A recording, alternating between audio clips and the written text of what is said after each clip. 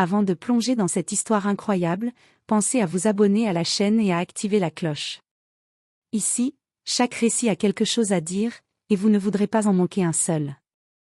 Jasmine Taylor descendit de sa voiture de location devant le prestigieux hôtel Grand Crest, le cœur léger et l'esprit concentré sur sa conférence internationale qui débuterait le lendemain. Sa silhouette élancée se détachait sur le tapis rouge de l'entrée, sa valise à roulettes derrière elle, et son tailleur crème parfaitement ajusté reflétait sa détermination. Elle avait travaillé pendant des mois pour être là, réunions préparatoires, invitations envoyées à des dignitaires, et discours rédigés au mot près. Pour Jasmine, chaque détail comptait, chaque geste devait être parfait. Entrer dans ce hall somptueux, avec ses lustres en cristal et ses fauteuils en cuir rouge, semblait être la consécration de ses efforts. Pourtant, dès qu'elle franchit la porte, elle sentit un regard différent, un poids invisible. La réceptionniste, Clara Simmons, lui jeta un coup d'œil rapide, un mélange de suspicion et de dédain à peine voilé.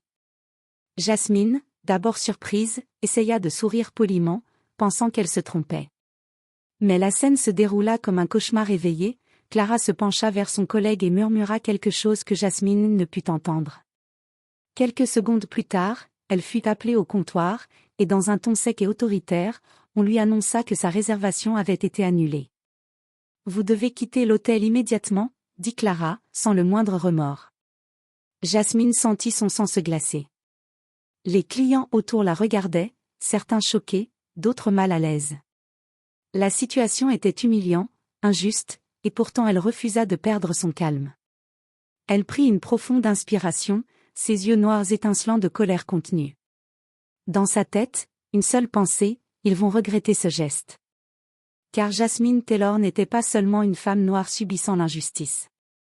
Elle était une force, une détermination incarnée, prête à transformer ce moment d'humiliation en une revanche mémorable.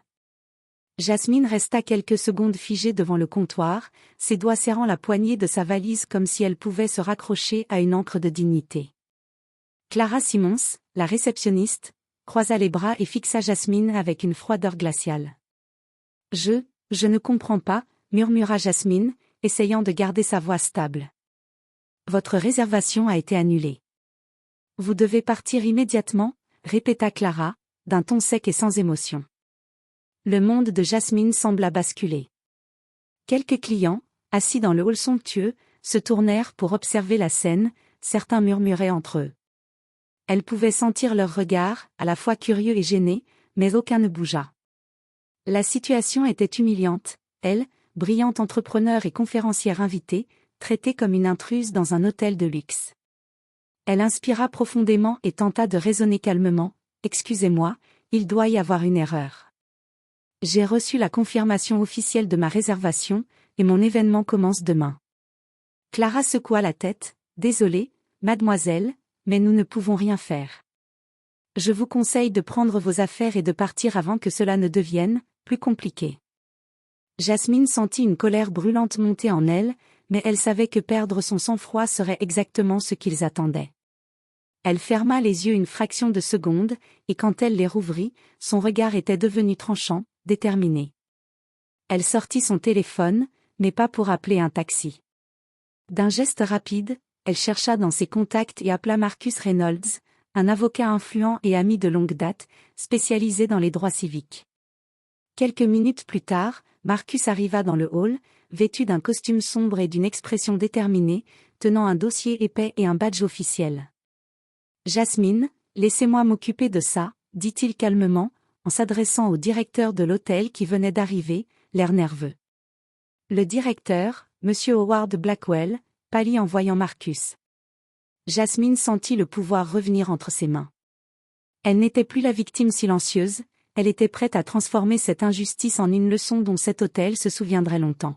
« Je vous conseille de vérifier vos informations avant de prendre des décisions hâtives, » déclara Marcus, en ouvrant son dossier et en montrant les emails officiels confirmant la réservation de Jasmine.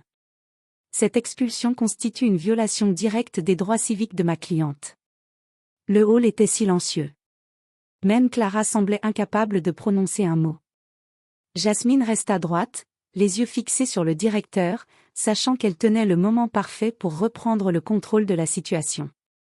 Et à cet instant, une pensée lui traversa l'esprit, ce ne sera pas juste un retour dans sa chambre, ce sera une revanche éclatante.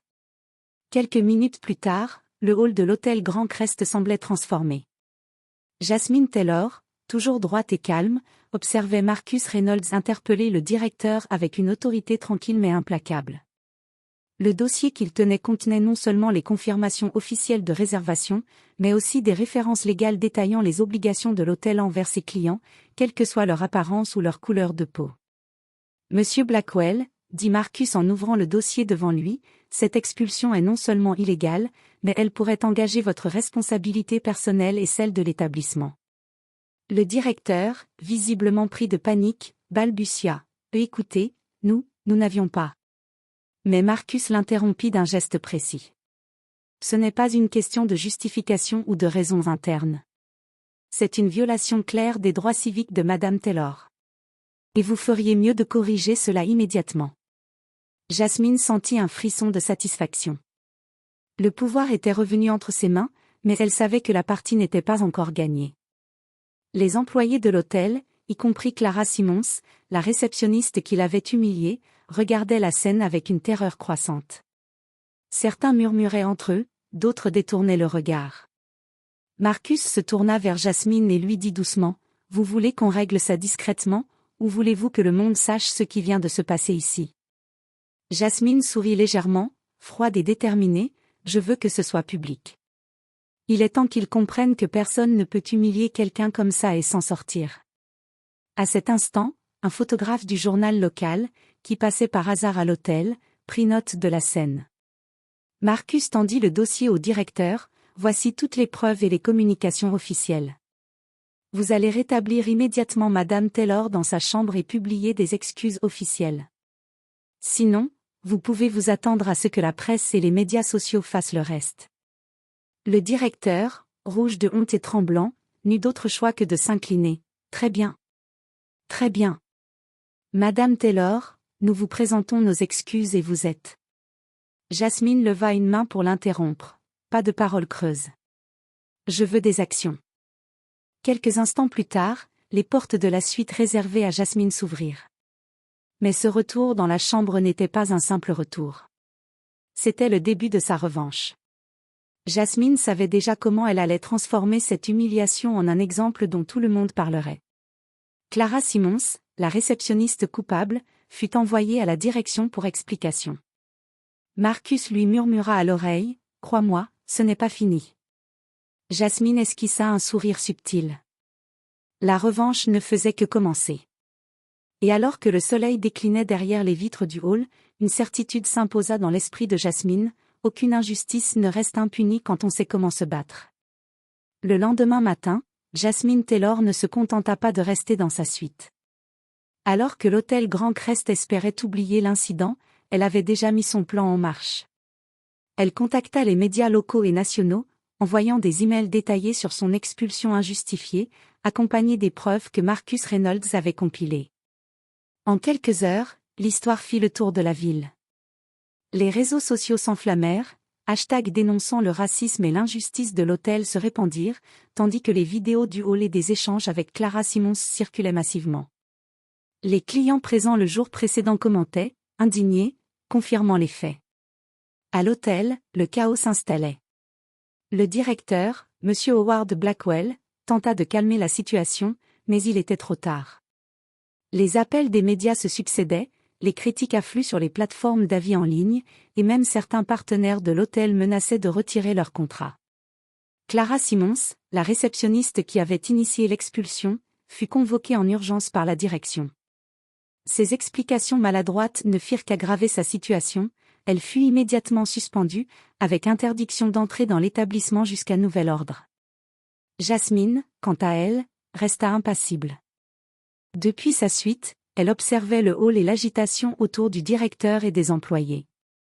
Elle savait que ce n'était pas seulement une victoire personnelle, c'était un signal clair à tous ceux qui pensaient pouvoir humilier quelqu'un impunément. Plus tard dans la journée, Jasmine reçut un appel inattendu du siège social de la chaîne hôtelière.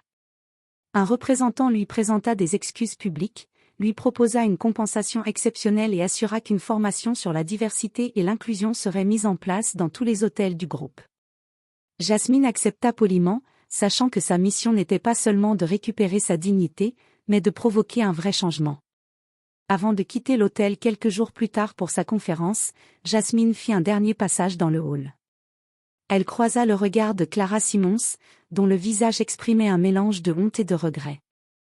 Jasmine sourit intérieurement, justice avait été rendue, et la leçon gravée dans les esprits. Alors qu'elle descendait les marches du hall, le téléphone de Jasmine vibra. Marcus, à ses côtés, lui dit « Tu as fait plus que te défendre. Tu as transformé l'injustice en une leçon que personne n'oubliera. » Jasmine acquiesça, un sourire fier sur le visage. Elle savait que ce moment resterait gravé dans l'histoire de l'hôtel, et que son nom symboliserait désormais le courage face à l'humiliation. Ce n'était plus seulement une revanche, c'était un exemple éclatant de force, de détermination et de dignité. Quelques semaines après l'incident au Grand Crest, Jasmine Taylor était devenue plus qu'une simple cliente, elle était devenue un symbole de dignité et de résistance face à l'injustice. Les médias continuaient de parler de son expulsion injustifiée et de la manière dont elle avait réagi avec calme, intelligence et détermination. À l'hôtel, le changement était tangible. Monsieur Howard Blackwell avait été convoqué par le siège social pour répondre de ses actes. Plusieurs employés, y compris Clara Simons, avaient suivi une formation obligatoire sur la diversité et l'inclusion, et le protocole de l'hôtel avait été complètement revu pour garantir qu'aucune discrimination ne puisse plus se produire.